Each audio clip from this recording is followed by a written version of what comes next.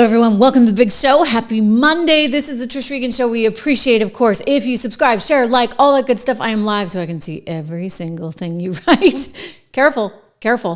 We had a lot going on, as usual. Never a dull moment in the new Trump era. Think about that. I mean, tremendous transparency, right? But with transparency comes a lot of work for us folks on the other side. We've got CBS News really under fire. Talk now among many in the community that this show may not be for too long. That is the question. Is it going to be able to last? Not really that clear because there's a big board meeting coming up. I'm going to tell you about that and what it's going to mean for 60 Minutes and for CBS News. We got some other things to cover, some news on the Jeffrey Epstein front I want to get to, among other things. Shannon Sharp over at ESPN, lovely. Meanwhile, I want to give a plug for my company, 76 Research. You know, the market's been all over the place, lots of volatility, but I got to tell you, the markets overall have been way up on this optimism for Trump that he is getting deals done. So let's hope that keeps rolling along, ladies and gentlemen. 76research.com. Use code word dollar. All right, welcome to the big show. We have this is a situation on our hands over there at 60 Minutes because suddenly I think they're taking a page out of Rachel Maddow's block, you know, where the inmates are running the asylum and suddenly now the talent wants to go on air and like bite the hands of all their bosses. So CBS is owned by a company called Paramount, which is run by one Sherry Redstone. And I'm sure she didn't appreciate the little escapade that came on television last night with one Scott Pelley, who used to be the talent that Bill Owens produced there at 60 Minutes. They were quite close. Bill Owens is the 60 Minutes producer who resigned because he didn't like how Sherry was getting herself involved in all of their coverage. And he decided to go on TV and say a few little pointed things about how their parent company was getting a little too involved in the process. I mean, it was one thing, right, for Bill Owens, the executive producer, to leave and send out that big note, which they got everywhere, including AP and New York Times, etc. But now they're going on to network television and kind of thumbing their nose at the boss, complaining about things because they don't like the fact that Paramount, which has a lot of money on the line, right? This is the real world, guys. Big boys, wake up. Welcome to where we are in the world today, and that is called realism. And Sherry Redstone needs to get her deal done with Skydance. And if that doesn't happen, that $2.5 billion deal goes up in smoke, and it's because of, some reasons that maybe you could have massaged along the edges. I mean, don't get me wrong. I'm not saying you throw your journalism out, but I don't know if you ever had it. I mean, when you re-edit clips and re-edit clips and re-edit clips to make Kamala Harris sound like she's got something going on upstairs, I think there's some questions that can be asked. Let's go to one Scott Pelley who got on TV last night and delivered this little number. We'll watch it together. You may have to turn the volume up. I realize some of the clip volume goes up and down, but it's still worth seeing. Is trying to complete a merger. The Trump administration must approve it. Paramount began to supervise our content in... So now what happens? In all seriousness, I mean, we got to talk about that. Do you actually need a program like 60 Minutes on CBS News? I mean, do you? If it's worth its weight, why not take it over to the streaming platform and run it there? You see, I don't know as it would actually do well other than on Sunday nights at a baked-in time ahead of all those NFL games. I mean, if you really, really want to be honest, is it really good? I mean, I'm sorry, I just can't listen to people speaking so slowly and so deliberately and reading their little scripts. I mean, there was a time and place, okay, when this was a great show. Was it Don Hewitt who ran it back in the day? And then it was taken over by one of Bill Owens' buddies who left. I don't know, was that amid some of the Me Too stuff with not that he was involved in that, but some of the other things that were going on underneath his nose? I don't know. I don't really care. What I would just say is I don't think that program could survive on its own. If you put it out there on the World Wide Web, would anybody even watch it? Probably not, okay? Because it's a very specific demo. You got to be like 88 to be able to watch it. Nothing against you 88-year-olds, by the way, that may be watching right now, but I'm guessing you're a little bit more with it because you think quickly enough that you can actually digest what I'm saying, and I don't have to slow it to a snail's pace. Okay? That's like one of the things they train you to do. Read really slow at 60 Minutes. You know, there was a time and place for that kind of genre of programming. I don't think that really exists anymore. From a business standpoint, you know me, business reporter, I'm looking at it going, why would you have that? Why would you be eating up your airtime with that? I mean, are there other programs that you could be putting on that would be less costly and perhaps less of a headache for one parent company, Paramount, Sherry, Redstone? I mean, right now they're dealing with, this article is in the wrap today, FCC seeks DEI concessions from Paramount to complete Skydance merger. Don't forget, Disney has also announced that they're getting rid of both of their DEI programs because, well, DEI, if it's somehow rewarding one group over another group, would actually be against the law, like discriminatory, against the Constitution, shall we say. So that's become a big issue with the FCC as they look at, say, the investigation that's going on into NBC and into ABC as well. So this is the producer. He's like, okay, we can't be independent anymore. So you know what? Okay, so fine. He's leaving, and good for him. You know, maybe he can start a 60 Minutes online. Not. I'm just going to say this. Look, good quality journalism has a place in the world, but journalism that is seen as to be enormously biased, but yet pretends to be something else, I don't think there's a big place for that. I just don't. I think that streaming has rocked all of these people and all of these networks and is turning traditional media on its end. And that's great because hopefully, you know, you've come over here, you found me, I love you for doing that. And we have a very different kind of conversation here. But can this continue to exist? Doubtful. Really, really doubtful. So at this point, most industry insiders, including oneself here, Trish Regan, are questioning whether this program gets to live another day. You're paying a lot of money in salaries. I mean, not as much as you're paying apparently to Rachel Maddow over there at NBC. Oh, you wonder what Comcast wants to be done with that one, right? Rachel Maddow's getting an alleged $25 million. Reportedly, I don't know if this is correct, but the media is saying that Scott Pelley is getting $5 million. I would argue that's maybe $4 million too much for him. But in the scheme of things, hey, he's looking like a bargain compared to one Rachel Maddow.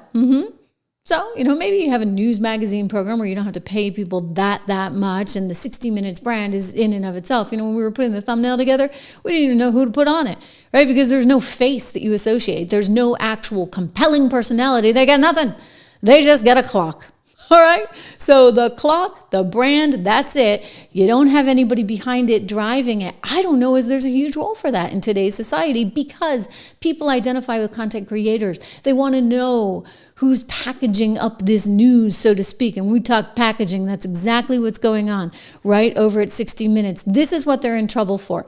So the FCC is launching an investigation into all of these networks. We know that in terms of the Skydance Paramount deal, it's really, really important to Paramount, right? Scott just told you so, right? That they get this deal done here, and they need the FCC's approval to do it. We'll get more into that deal in a second, but remember what the sticking point is here? I just want to remind you, because there was that Kamala Harris interview. Donald Trump is now suing, oh gosh, I can't even keep track. It was $10 billion at first, maybe it's $20 billion now.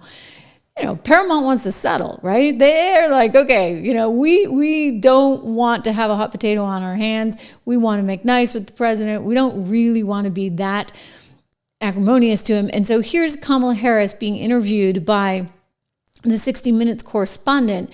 And somehow they really souped things up. The first part I'm going to show you is what aired on CBS's Face the Nation in the morning. So it had not been souped up and tricked out. And then they did a little editing. You know, I wish they'd like actually create some whiz bang and some actual like interesting elements to editing rather than just rewriting effectively what the presidential candidate was saying. Here she is. Watch. But it seems that Prime Minister Netanyahu is not listening. Well, Bill, the work that we have done has resulted in a number of movements in that region by Israel that were very much prompted by or a result of many things, including our advocacy for what needs to happen in the region. But it seems that Prime Minister Netanyahu is not listening. We're not going to stop pursuing what is necessary for the United States to be clear about where we stand on the need for this war to end. Ooh, wow. You know, that kind of sums it up right there. She sounded a whole lot better, right, in the second edited interview as opposed to the first one that aired that didn't really make any sense. And, you know, this is not the only example. You can go back to Leslie Stahl fighting with the president saying, you are wrong. There is no evidence that that laptop by Hunter Biden was ever anything other than massive Russian manipulation, misinformation, right? And he's like, no, Leslie, trust me. It's real. It's real. And he couldn't get through to her. It was epic. And she wasn't willing to actually believe that there could be any other side of the story. And so I think over the last several years, given that so many people have had this TDS on steroids, the American public have started to back away and say, okay, we need to look at all this stuff. And like shows that maybe at one point in time, years ago, how long has that show been around? Like 50 some odd years? Maybe at one time it played a place in society. And by the way, it was a great magazine sort of puff show, right? They could interview actors like George Clooney and those sorts of things. And it was kind of fun. And back in the day when there were only 3 networks, back in the day when you had no choice, you didn't even have a remote control. You had to like get up and work the bunny ears. I remember doing that as a kid. My parents would watch 60 Minutes every Sunday night. Well, guess what? Times have changed. Media industry has moved on. You guys have not kept up the pace. Okay. And now we find out that you do all kinds of deceptive editing techniques. And you know what? The president's like, hello, which is why he's suing you. And you have the FCC saying, hello, not only are we concerned about your deceptive editing techniques, but we're also concerned about this DEI stuff, which is really big. So here he is, Brandon Carr, speaking with Bloomberg Television recently, or Bloomberg last month, saying, quote, any businesses that are looking for FCC approval, I would encourage them to get busy ending any sort of invidious forms of DEI discrimination. So Paramount, again, the parent company is CBS, that Scott Pelley, the reporter making $5 million a year, decided to go on and blast last night on live television, along with other media companies, have walked back and recast their work in diversity, equity, and inclusion. The merger process, apparently, according to Deadline, has really rattled CBS News as Redstone, Paramount Global's controlling shareholder, is said to be anxious to close the transaction. In other words, she's a businesswoman. She wants to get a deal done. And she's got a bunch of 60 Minutes people running around saying, oh, but we don't like Trump. We don't like Trump. We don't like Trump. We have Trump derangement syndrome.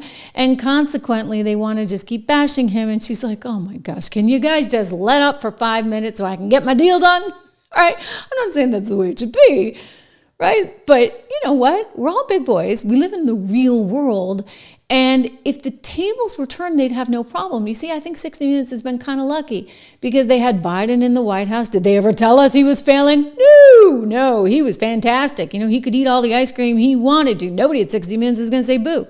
So Biden was fantastic. And then you had Trump in the White House before that. So they bashed him for 4 years. Prior to that, they had Obama. Oh, gosh.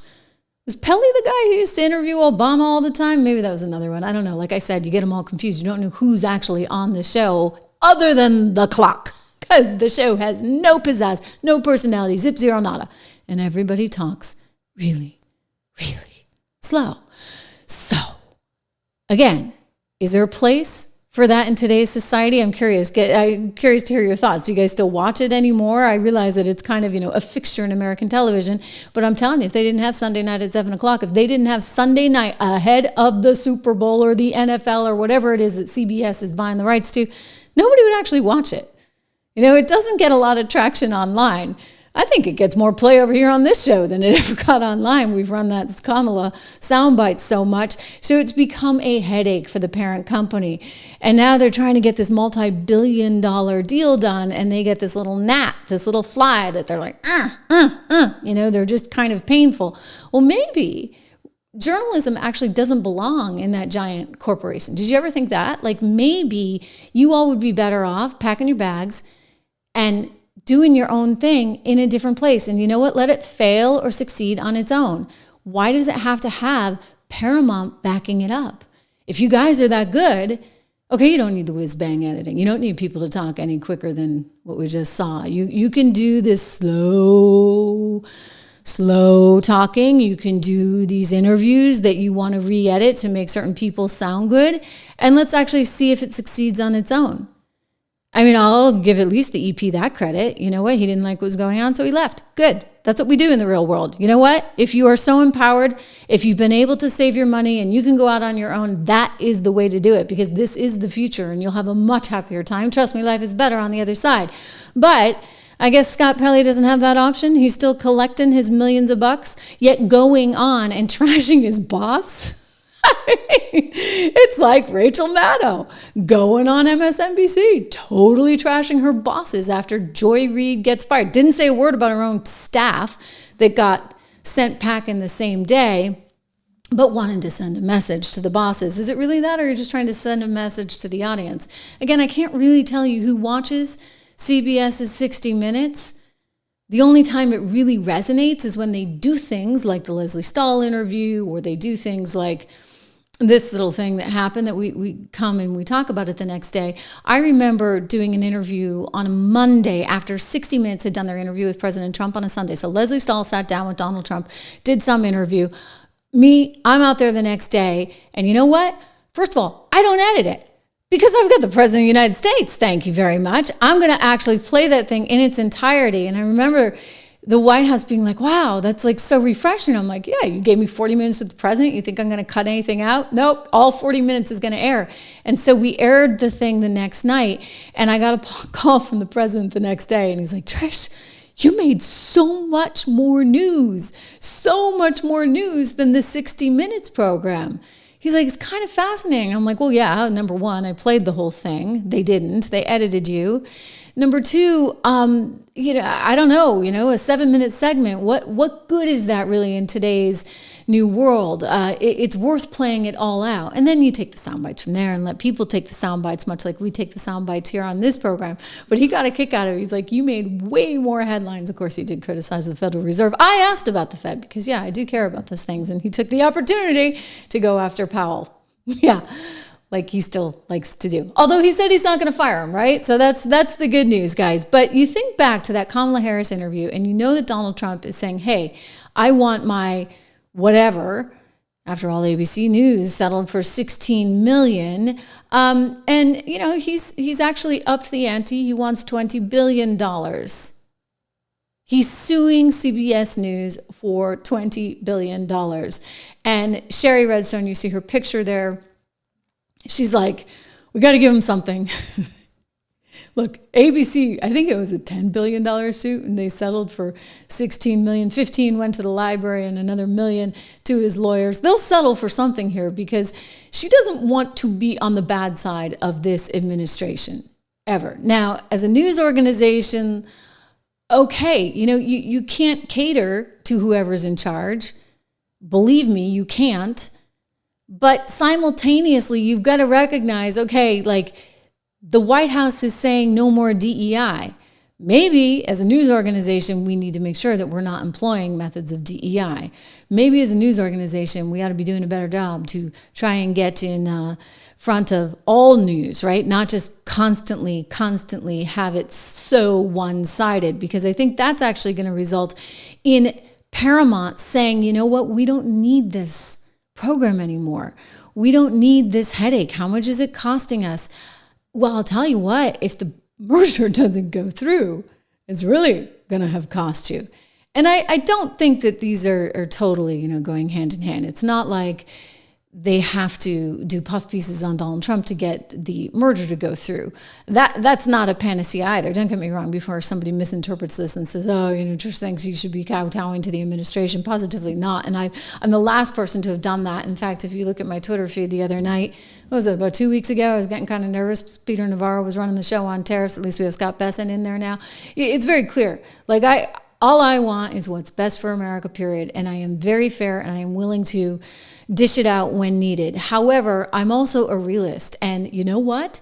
If my boss is CBS News and we're in the middle of a major $2.5 billion deal with Skydance, and it's all kind of on the line, and it's going to come down to possibly the whims of whether or not Donald Trump likes you or not, I don't know. I'm just saying, guys, wake up, smell the coffee.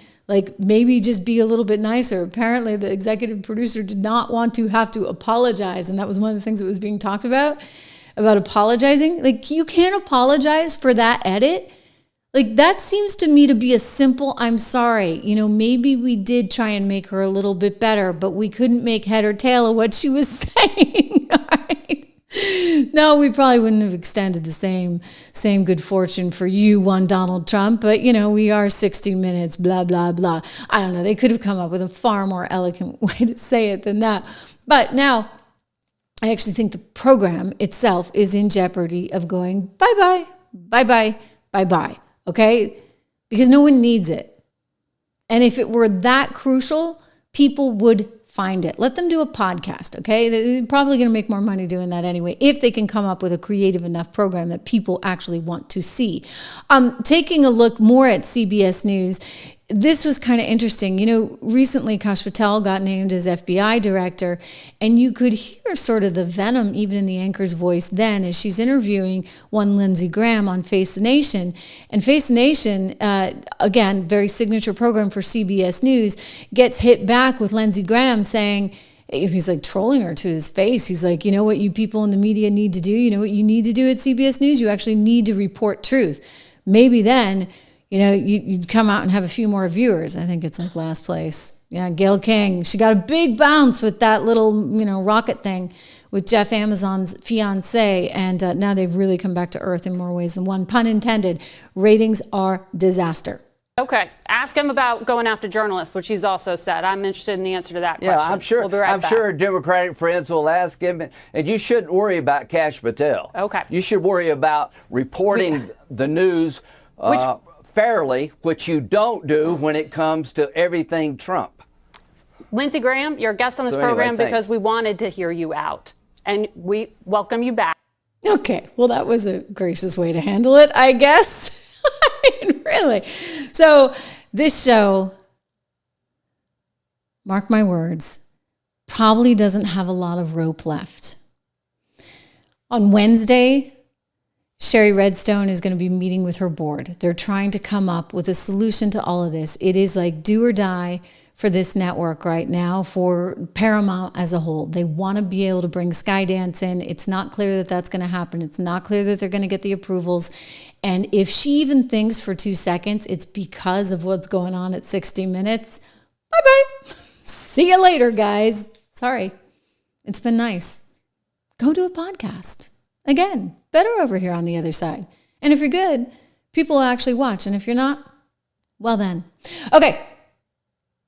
We are good. And you do actually watch, which is wonderful. And we also are thrilled to have independence. And with that independence, we do have sponsors. And one of our wonderful sponsors, and by the way, you've made a ton of money if you listen to me for 2 seconds, is in gold. I've been telling people, by the way, to buy it for like 20 years. So I'd be doing gold, whether I had a sponsor or not. But it happens to be a nice thing that I also have a sponsor because they help to bring this show to you for free. Trish Loves Gold. That's where you need to go. TrishLovesGold.com today, or text Trish to 65532 because you can get up to $15,000 in free silver with qualifying purchases. The number on the screen, 1-844-495-1115. Our friends at American Hartford Gold will help hook you up. There's a lot of really sort of interesting dynamics at play. Do you want to have it at your house? Do you want to keep it in a vault somewhere? Do you want to keep it in an account? There's lots of different ways you should think about this. TrishLovesGold.com, American Hartford Gold. Wonderful, wonderful company, and hopefully you've been making some good money. Gold's up again today. It's really sort of amazing. I buy it whenever it goes down, but it is trading up higher again today.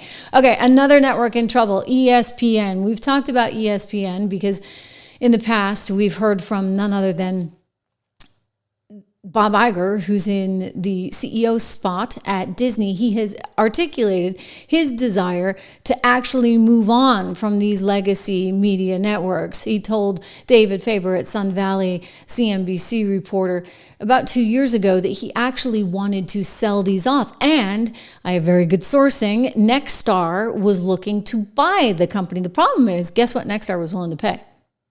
$10 million. Billion. And that's really not a lot because the company was sold like in the early 90s, ABC News, ABC, for $19 billion. So that's a big come down, right? It's like, you know, they were talking about 60 Minutes back in the day. It was like the thing. Well, it's no longer, okay? So ABC is also no longer, because it's a dying business. And so while it still sort of prints money, and as long as you're able to shrink the costs and maybe one day get rid of Whoopi and Joy Behar and some of your other high costly talent, you might be able to still print a little bit more money. But it's like, you know, the buggy whip going out of business when cars came along. Sure, you had some people in the horse sale business and the buggy whip business still making it for a while, But eventually, like, it didn't matter. You know, you could have some tricked out carriage. Nobody really wanted it because you wanted the tricked out car. Same sort of thing, right? With the refrigerator versus the Iceman. And, you know, those ice companies, they kind of went out of business too. Okay, this is what's happening in the media sector. Meanwhile, ESPN has a whole other set of issues going on because some of their talent, well, are landing themselves in a bit of trouble. And this is kind of like self-inflicted, let me just say, for one, Shannon Sharp, because I don't know what you're doing with an OnlyFans model, but I'll leave that for you all to discuss. Here he is saying, I'm not guilty of what she's accusing me of, which is some pretty bad stuff, and I'm not guilty. You can tell. Watch his eyes as he's reading this. So there's no prompter here on this show, which is why you may see me looking off into the clouds at times or looking over there. The reason being, I'm thinking, right? He's just staring straight into the camera or right off. You can kind of see his eyes reading a statement. Why they didn't get him a prompter for this one, I don't know, but here we go. ESPN's new headache, Shannon Sharp, trying to defend himself, says he's innocent. To my family, friends, supporters, and colleagues, I want to speak to you directly and from the heart. This is a shakedown. I'm going to be open, transparent, and defend myself because this isn't right. This is all being orchestrated by Tony Buzbee, who has targeted Jay-Z. Tony Buzbee targets black men, and I believe he's going to release a 30-second clip of a sex tape that tries to make me look guilty and play into every stereotype you could possibly imagine. That video should actually be 10 minutes or so. Hey, Tony, instead of releasing your edit, put the whole video out. I don't have it, or I would myself. You know what happened, and you're trying to manipulate the media. The encounter in question took place during the day at her invitation, and now that appears to be a deliberate setup, coordinated by Gabby, also known as Carly on OnlyFans. Gabby and Tony Buzbee want $50 million. All right, I just have to stop it for a second. What? Coordinated by Gabby, also known as Kaylee on OnlyFans. Like, Shannon Sharp, what are you doing with the OnlyFans girls? I mean, honestly. Gabby and Tony Buzbee want $50 million. What they're getting is sued for defamation and trying to take me down. My career is all about real talk and honesty. I know my family and fans know exactly what this is about. And I'm going to be out there telling you whatever I need to say, just like I always do. I love all you guys. Thanks. Oh, wow. Now, what do you think? Do you believe him? Is it... Does he have a wife? Oh, he's never married. Okay, that's good. Because he's talking about his family. I'm like, wait, the OnlyFans thing, your family knows the truth, but yet you did have something with the only... He's like, it released the whole thing. That the lawyer did release it. It was played on TMZ. It is bad, and therefore I am not going to play it here. We like to keep it clean for the kids. God forbid one of them is watching right now, right? So we're not going to play that. But it's pretty bad. Apparently, though, if you listen to Shannon Sharp, that was just a small excerpt from it. Like the whole wind-up kind of led them down that path, and so really it was all some kind of consensual thing, and there was some kind of role playing of sorts. I can't even believe we're talking about this, but it's an ESPN anchor, and it gets us back to why does ABC, Disney need these challenges? I mean, I don't think they do, frankly, and I think that Bob Iger would love to be done, right? To be just done with this whole thing. Like, why have to be in this business? I suspect it's because he really doesn't like the $10 billion price tag that they're willing to give him for the company, right? When it comes down to it, you want to be able to still sell the asset for something. I don't think it's going to be worth that much more in the future. I realize they're trying to, move things around. You've got the ABC News new president saying, okay, we're having this restructuring and we're going to move things here, there, and everywhere, and we'll do more streaming. But I'm going to be honest, I just don't think that that's in the cards for this company. So much like CBS, they're suffering a similar fate because woohoo, we're over here, right? And all the action is happening over here. But he is leaving ESPN amid this lawsuit. That is the latest, apparently just happening right now. ESPN is and Shannon Sharp, I guess, parting ways, shall we say. And that's the way it is. That's the way it is. I want to get to some real news because we get the political courts, just all acting a little bit crazy. Before I do, I'm in pretty good health. And I credit my friends at Balance of Nature for helping me be there. I drink my water, I exercise every day, go to the gym every day, or I go for a walk every day, and I take my vitamins every day. Balance of Nature. You can take them to 35% off. Go to balanceofnature.com, code word Trish. I take the fruits and veggies, but they have a ton of stuff there, so you're welcome to check everything out. There may be something that's really good and specific to you. There's lots of testimonials, wonderful testimonials. Leslie, who's always in the chat, she loves it. My kid's music teacher came up to me. I told you guys that story, right? He's like, Trish, I can't believe you take Balance of Nature too. And I'm like, wait, you listen to the show? He's like, yes, every day. So, Bill, shout out to you if you're listening to the show. Wonderful, wonderful music program for the kids. Anyway, he takes it as well. His wife takes it as well. It is great, great stuff. Balanceofnature.com. Use code word Trish. Get 35% off. Get free shipping and get a money-back guarantee. This is...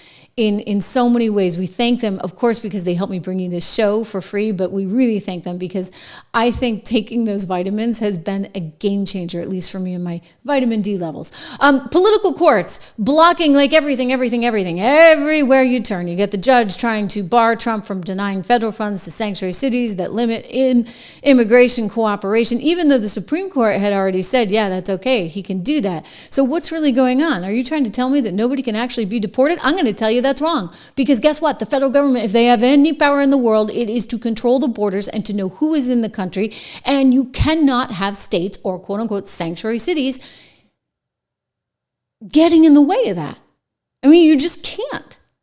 Like, that is not the way the law was written. But don't take my word for it. Let's go to somebody who has actually been a little bit polarizing in the Trump world, and I think it actually gives him a little bit more credibility when it comes to this issue. Let's go to former Attorney General Bill Barr, because Bill Barr is making the point that they just do not have a leg to stand on here. The Constitution is written as such. And that means all of these sanctuary cities are at fault. Let's listen in. And don't forget what Pam Bondi's saying here because, it goes back to that judge in Wisconsin. Remember the judge in Wisconsin we told you about on Friday? She decided that she'd take matters into her own hands because you had law enforcement there, ICE, ready to escort an illegal migrant who had been accused of domestic violence. They were ready to escort him out, and she wouldn't allow it. She brought the guy and his lawyer into her back chamber. And she said, here you go, and let him flee out the back door. Pretty soon she was fleeing out the back door as the media came in and was trying to get her on record as she was leaving. She's now been arrested. And look, that's just the way it is. You know what? You're a judge. You ought to be able to uphold the law, for goodness sakes. Here's Pam, and then let's go to Bill.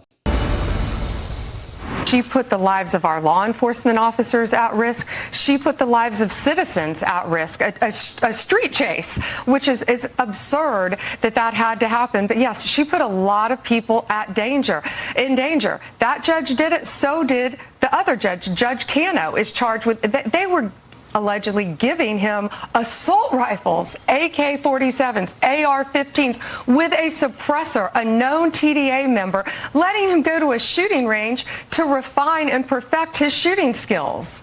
What's happened to our judiciary is beyond me. That's a good question. An extraordinary account from Attorney General Pam Bondi about the arrest over the last 2 days of two judges, a Wisconsin judge and a New Mexico judge, and his wife. Both judges have been charged with obstruction of justice for harboring and helping illegal migrant suspects escape from federal ICE agents. Yeah, because in any normal world, that shouldn't be allowed, right? You can't actually do that. But let's go to Bill because he's like, no, look, this is not going to be upheld. And no, it doesn't even need to go to the Supreme Court because there's no judge at the upper level that's going to go for this. I don't know. The crazier things have happened lately. Well, actually, David, this has been going on a long time. One of the ways we identify these illegal aliens is when they're picked up by local police for violating the law there. Could be domestic violence, petty theft, whatever. They're brought into state court. Now, in the old days, before the sanctuary cities movement got going, they'd be turned over to federal officials. But since the sanctuary cities took effect, we've had local judges let these people go and sneak them out the back door so that ICE agents can't pick them up. And in fact, back in September 2019, in the first term, we charged a judge in Massachusetts for a very similar action to what this Milwaukee judge did. But it's the response to this, the actual arrest of these. And in the case of that judge who spirited her, the perp that was on the stand out the back door, I mean, she actually had to be chased down and was perp walked. And the judge and his wife went through a similar escapade with federal agents. I mean, it does seem like it's reached a critical point here, and I just wonder what's going to happen next. I mean, are we going to see this bounced up somehow eventually to the Supreme Court? Yeah, I mean, I doubt it'll get to the Supreme Court because I think the law is so clear. The states argue, the sanctuary states argue, they don't have to affirmatively assist us, the feds, in getting hold of these illegal aliens. But this isn't a question of assisting. This is actually interfering with, of harboring, of getting in the way. And so I don't think there's any question about this, and I think it's time for zero tolerance and getting back to basics, which are that judges and state officials are still citizens, they're subject to the federal law, and they cannot interfere in or impede the federal function. So I'm 100% in agreement with what's done. Well, of course, you know how the media is going to play it, and of course the Democrats already have begun. The protests have begun, suggesting that this is Trump again being the imperial president who's a dictator now and ignoring the courts. Do you think any courts will pick up on that? Any courts to which these cases might be appealed? Yeah, I mean, some state courts, there's some very liberal state courts, they may try to go down that path, but at the end of the day, they'll be slapped down because these judges do not have the right to interfere with the federal government performing its function. Yeah, they don't. Okay, so Bill Barr, regardless of what you think of Bill, like he's right on that. They do not have the right to interfere because guess what? If the federal government decides somebody should be deported and they go and they grab them, they can't have a situation where the judges, like the one in Wisconsin, are running them out the back door. It's like, what kind of crazy world are we living in? This is really and truly getting nuts. It's just getting nuts. Here's this lady, okay, right? Her name is Judge Dugan. She actually dragged the guy out a jury door. I mean, this is honestly insane. They were going to take him and she's interfering. Like, what is going on? And here you have Schumer. Guys, Schumer's saying, you know what? This is a constitutional crisis because for some reason he thinks that these judges should be able to do this? I mean, are they off their rockers? Yes. Turning to Trump's immigration purge, this week, Trump's FBI arrested Milwaukee Circuit Court Judge Hannah Dugan, who now faces federal charges for allegedly obstructing the arrest of an undocumented immigrant by ICE agents. And a hearing has been set for May 16th in the case of a 2-year-old U.S. citizen deported to Honduras with her mother. The federal judge handling the case says it appears the child may have been removed without meaningful due process. Immigration advocates have been warning we are on the verge of a constitutional crisis. Has that crisis arrived, Senator? Yes, it has, unfortunately, because what Trump. I have to jump in. No, it hasn't. You know why? Just listen to what Bill Barr said. There is no court that's actually going to say that this is okay because, again, basic stuff, people. My gosh, it's sort of just amazing that you have to explain this all out. This guy's supposed to be a lawyer by background. The fact is, the federal government has the authority to control who is in the country, to control its borders. If someone is here illegally, then guess what? That is jurisdiction for the federal government. It is not jurisdiction for a state that decides it wants to become sanctuary. Thank you very much. This is bad. Wants to be king. A king doesn't have a constitution. A king just does whatever he wants, and Biondi just goes along with them. They're trying to intimidate judges. This is not the first time. or the second.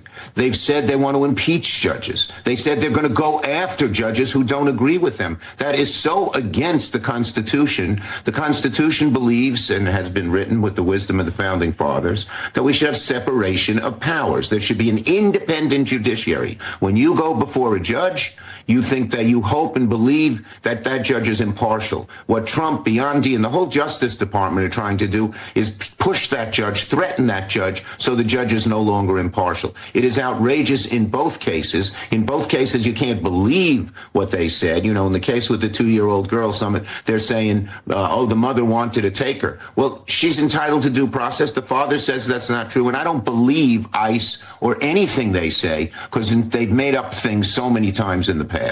Now, this is a constitutional crisis. You cannot have a democracy without an independent judiciary, and they're trying to clip the wings of that independence. No, there is no independence. All right, there is no independence. Let's have Trish set the record straight. I'm going to put this on the screen. The federal government is in charge of borders. Okay, hello. And you know how we know that? Guess what? Article 1, Section 8, Clause 4. The Congress shall have power to establish an uniform rule of naturalization, meaning Congress controls the rules for who can become a U.S. citizen.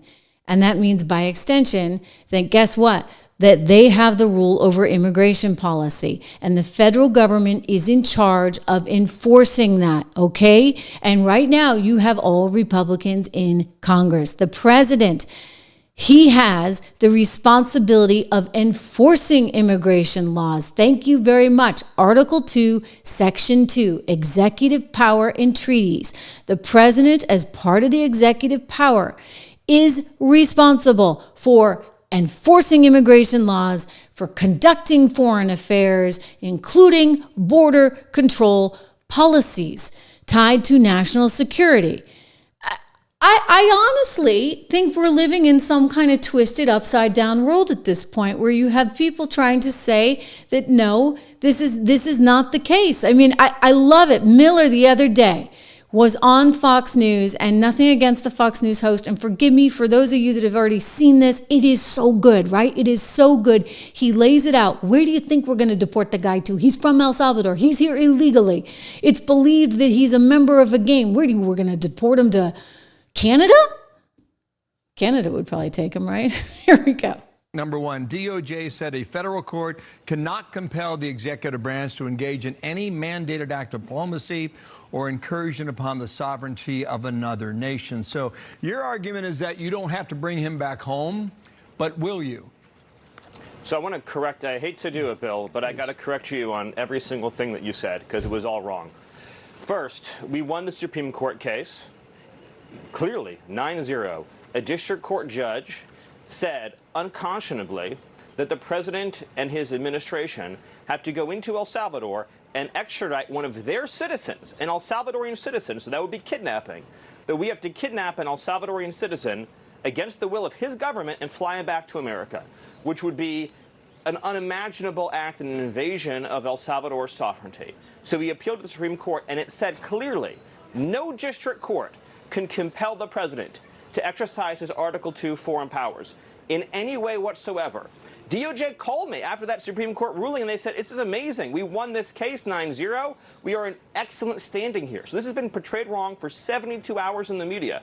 They said the most a court could ever compel you to do would be to facilitate return, which would basically mean if El Salvador voluntarily sends him back, we wouldn't block him at the airport. We would put him back into ICE detention, and then he would be deported either back to El Salvador or somewhere else. The Supreme Court said that is the most the government can be expected to do. So we won the case handily.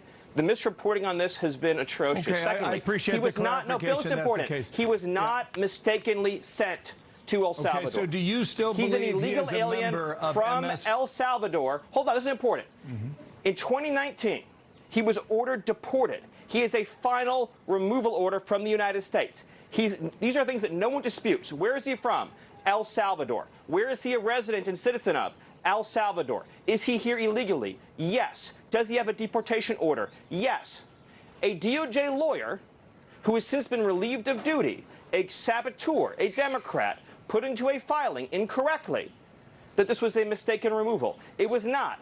This was the right person sent to the right place. Now, some have said, well, but he had a thing called a withholding order. So a withholding order means you've been ordered deported, but an immigration judge is saying you cannot go back to a particular country. Here's the thing. If you are a member of a foreign terrorist organization, you cannot have a withholding order. Since he's in MS-13, there is no withholding order. Furthermore, the gang that he is accused of being persecuted by doesn't exist anymore in El Salvador. The 18th Street gang is gone. So you have an illegal alien from El Salvador. Bill, where are we supposed to send the illegal alien from El Salvador? You haven't even to allowed what me to ask you a question. Are you convinced he is still a member of MS-13? That was your original charge. Yes. But here's the thing, Bill. Yes, but here, not only am I convinced of it, not only is El Salvador convinced of it, Bill, he's an illegal alien from El Salvador with the deportation order. So his only options in life, Bill, his only options in life are to be deported to El Salvador or to be deported to some other country.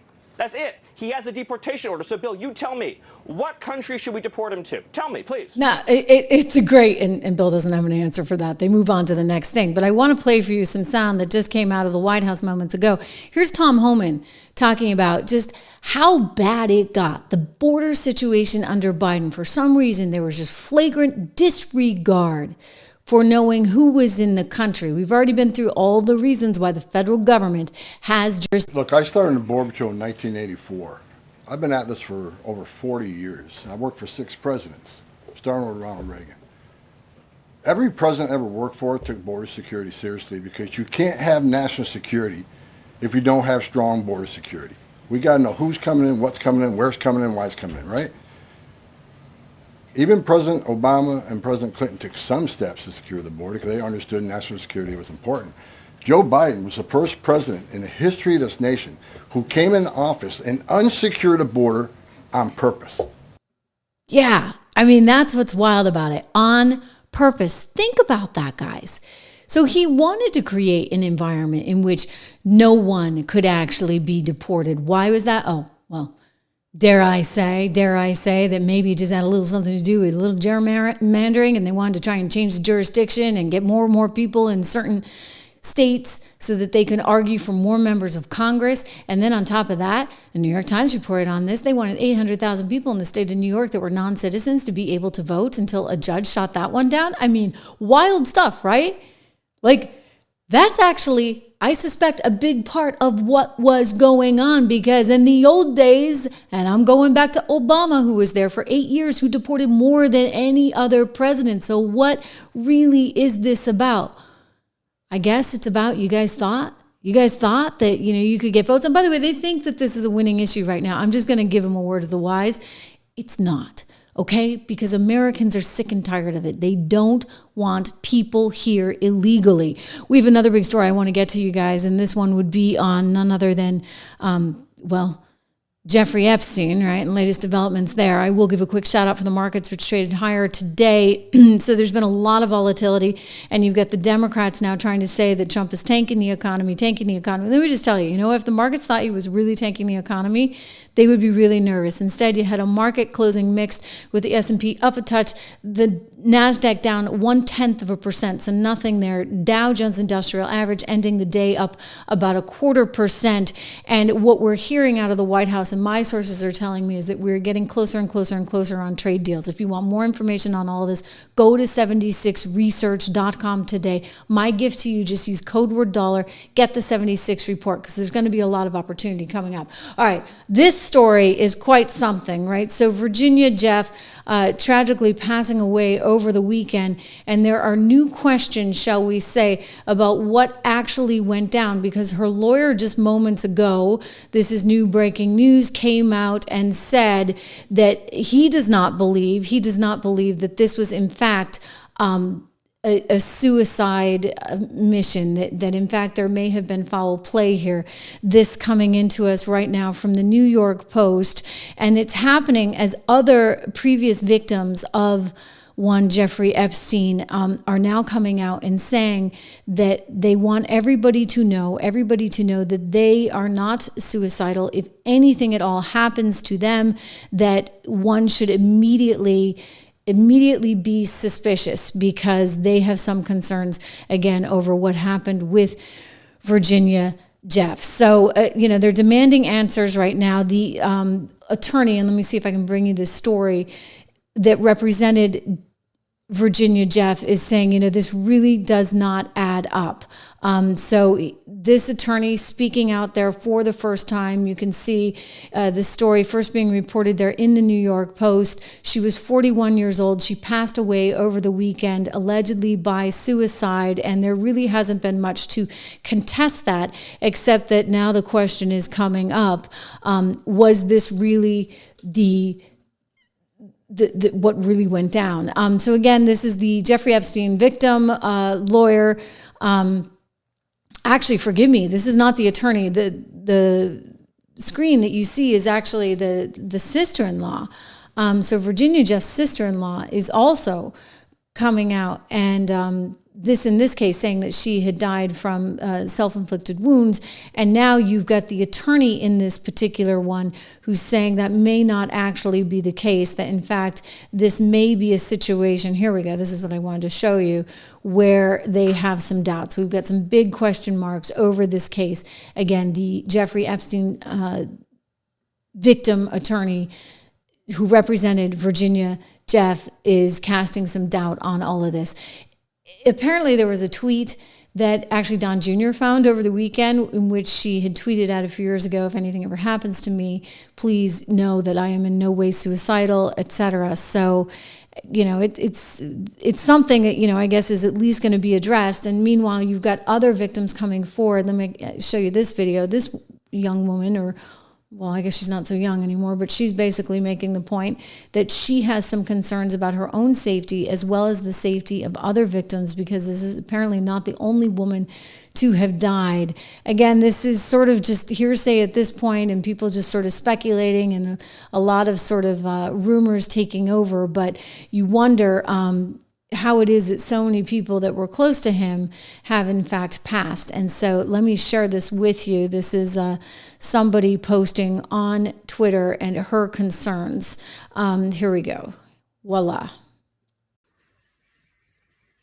My name is Julia Bryant, and I live in Cape Town, South Africa. I was kidnapped by Jeffrey Epstein 20 years ago. I am not suicidal, and I never ever will be. I also do not do any drugs. I met Epstein when he was in Africa with Bill Clinton. We all know about the Clinton body count. Another concerning fact is that one of the main women, a very brave angel, Carolyn, who testified against Ghislaine Maxwell, was found dead 6 months ago. It wasn't in the media until a few days ago. The only reason it was put in the media was because of a very, very brave Epstein victim. She doesn't want to be named. But there are other Epstein victims who've also died suspiciously. Carolyn was a beautiful, amazing, brave woman who planned a life on a chicken farm with her family. Instead, she was found dead in a hotel room. I want to speak out for safety and for other victims, because it's very frightening when the media won't cover any of the victims' stories. A lot of my story hasn't been told in the media, and it's the same with a lot of other victims. And we actually all feel quite frightened with everything that's been going on. And as we know, this is not the first suspicious death related to the evil Maxwell empire. They also used to run the media. So maybe that's why victim stories are not being told to the media, and the victims of Epstein feel very frightened. Please all pray for Carolyn's family. And thank you for listening. Was some news basically on the another alleged victim. So new questions surrounding the Jeffrey Epstein case are sort of flooding the marketplace and flooding the internet right now. Many new questions. Let's make sure that you have the right story there in the banner. So new questions about Epstein surfacing. Look, here's what I would say. We don't know exactly. spoken with one very good source who actually treated him for medical issues and was talking to him to literally like a day before his passing there in the prison. And this particular source told me, it just didn't add up. It didn't make sense what went down because, he was in good spirits. He was pretty jovial. He kind of thought he'd get out of there. And don't forget, he started kind of advancing this idea that maybe he could exchange some information. Of course, you can't really do that, right? If you are an intel op. So if you're working for I'll throw that out there. If you're working for the Mossad, or if you're working for the CIA, or if you're working for any intelligence op anywhere in the world, right? Part of what is critical is your discreetness. And so if you're willing to talk, that's probably going to get you in trouble. In fact, there's been a lot of reporting on Maxwell, the father, right, of Ghislaine. And the father is alleged to have worked with the Mossad. And the father was alleged to have been murdered because he started doing some talking. So if you're Ghislaine, right, and you're going off to prison, she, by the way, I think wants to either get out for good behavior or have something in her case reexamined. If you're her, you've now seen your father go down and your former boyfriend go down because they started talking too much. So she's probably not at risk of talking. But there is a belief out there, okay, I'll just share it with you, and we've done some reporting on this in the past, that she was actually the real sort of operator. She was the one who went out and found Jeffrey, who had been a math teacher at a fancy schmancy private high school in New York City. He'd been a math teacher. He had somehow then translated that into work as a floor trader at one of the stock exchanges, and then he lost his job, and she got put in touch with him. Perhaps she knew something. Perhaps she knew that he was one big personality, super, super charming. My source told me that. Like, you had never met anybody as charming as this guy. I never met him. But apparently just tremendously charming. So had a knack, shall we say, with people. And also kind of may have, we know this, have some very disturbing personality traits. So maybe she knew this. I mean, you think about the private high school in New York City is a small town. Maybe some word had gotten out. So did she know about his vulnerabilities? And did she then put him into play? Because she apparently had some very sophisticated software that could do some very sophisticated spying with all these cameras that they had everywhere. And the whole place, right, was allegedly just stacked with this stuff. So one has to kind of wonder, was Ghislaine the one running the entire op?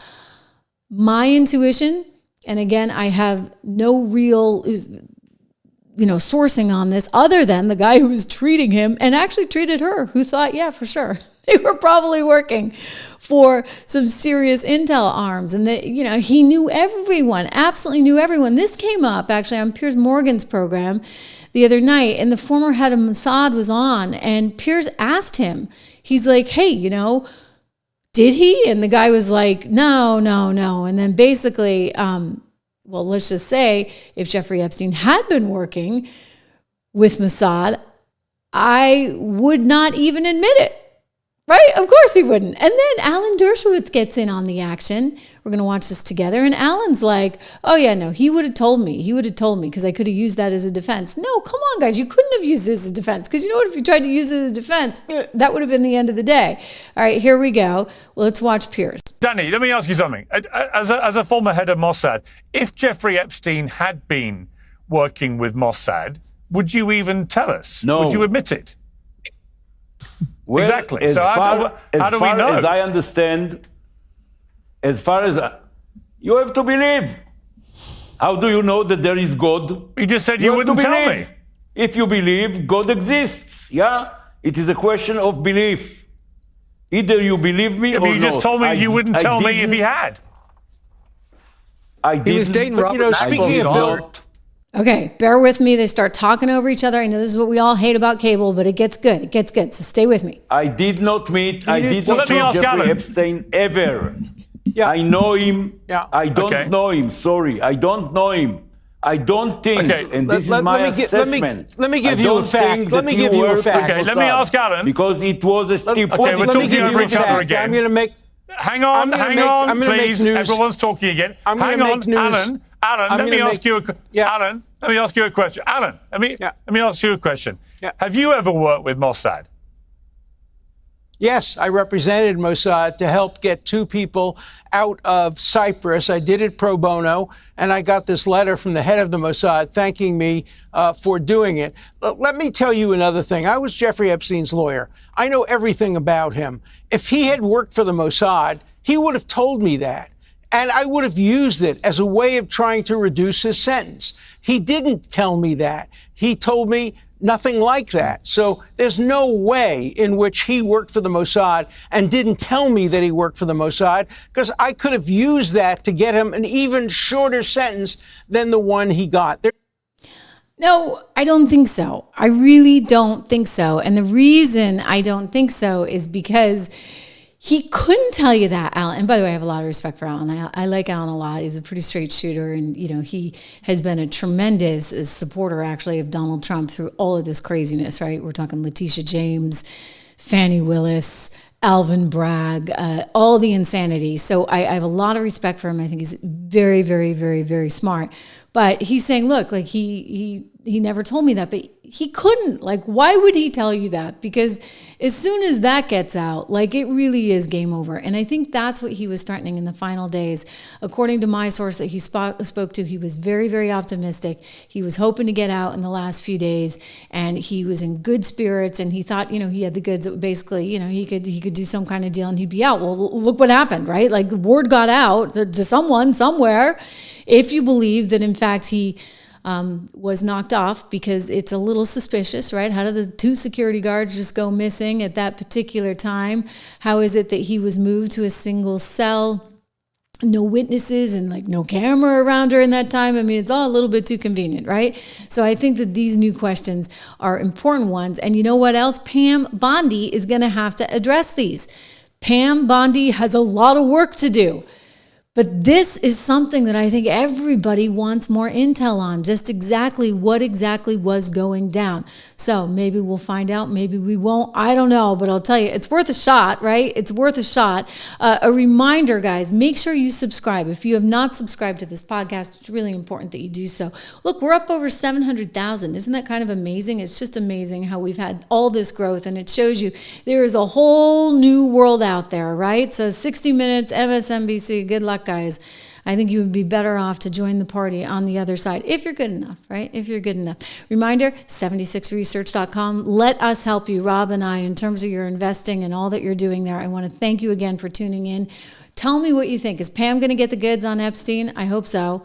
I will see you here tomorrow with a whole lot more. Until then.